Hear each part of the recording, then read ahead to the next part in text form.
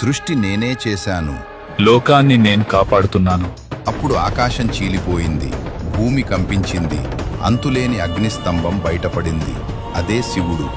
శివుడు అన్నాడు, ఈ స్తంభానికి మొదలు చివరి ఎవరు కనుక్కుంటారో అతడే గొప్పవాడు.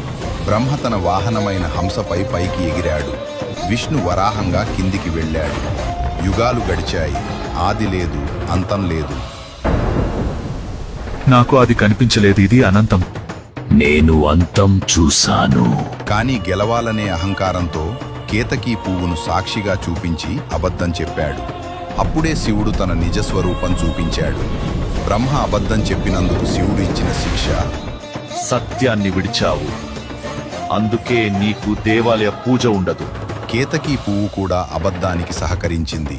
అందుకే శివుడన్నాడు, నా పూజలో కేతకీ పువ్వు వాడకూడదు.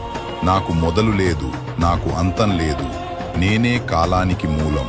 శివుడు రూపం కాదు, అనంతం. ఓం నమః శివాయ.